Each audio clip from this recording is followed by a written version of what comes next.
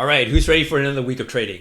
You're here with Chico, your call options trading, and exciting day as we got the downgrade on the US credit last Friday after the closing bell, and yeah, that impacted the stock market this morning.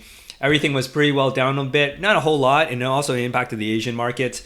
But as you can see right in front of me, the Nasdaq Composite has come from the negative Tory and climbed all the way back. So I guess people are like, no big deal.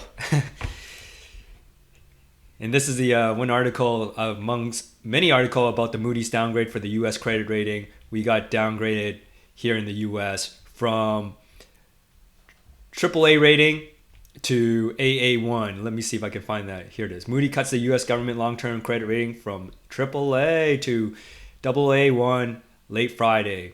So citing escalating deficits, which is no new surprise, and increasing the burden of refinancing the massive U.S. debt. I mean, it didn't say massive here, but it is massive. So when you have to refinance and you pay more interest, that could be a problem, All right, well, last week we had a more of a quiet week, I would say. So the first week of May, we had a record week here. We went 5 for 5, made 1781 off 40K, and last week we again carrying through with our 40K budget from the previous week. We sold one Tesla contract, and that really torched us because Tesla kept going up despite going up in the previous weeks, and it was incredible. I mean, there wasn't really, in my opinion, any substantial news that we can read about that would carry the stock up, but people were getting excited about Tesla and RoboCop taxis, I suppose. Robo-taxis, not RoboCop, robo-taxis. And anyways, we got hurt on that one, but what was key was we waited a little bit for it to come back down to minimize damage. So to summarize, we sold the contract at 480 with strike price of I think about 340 or something like that, and then I decided to buy it out to close out to minimize damage on Thursday morning. The contract expires on Friday, but I didn't want to carry that far because I want to make a play for Cava. So we bought it back at 1140, and then our for what we pocket at the beginning compared to what we have to spend to get it back to close it out is $660.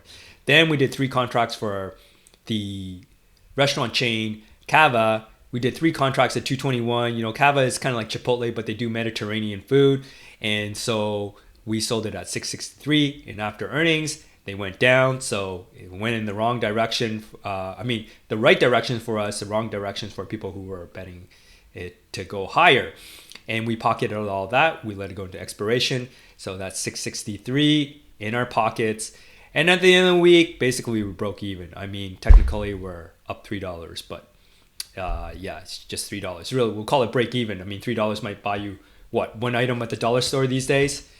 All right, so moving on. What's the game plan this week? It's a little bit more quiet, I think. No real big events to really earnings or anything like that to capitalize on, at least not yet. Before shooting this video, I opened a position on AMD. So we just sold 2 contracts on AMD at 94 cents each one. AMD's at 115. And the reason for AMD is the chip sector, particularly the AI chips, have a pretty good run in the previous week when Trump went to visit the Middle East, and NVIDIA got to ship there was an announcement about NVIDIA shipping more product to there. And also, the rumors of or news that the Trump administration might restructure the AI export controls. Who knows about that? I mean, I wouldn't have my heart set high on that to bank on that. But anyways, given the ramp on AMD, after earnings a couple of weeks ago, they were just struggling with around 100, and now they're all the way at 115. I thought it'd be we can scrape some money off that. Their implied volatility is 0.47, so not super high, but good enough for us to make some money while we wait for a bigger fish, So this is Strike price is 119. It's 115 right now and change.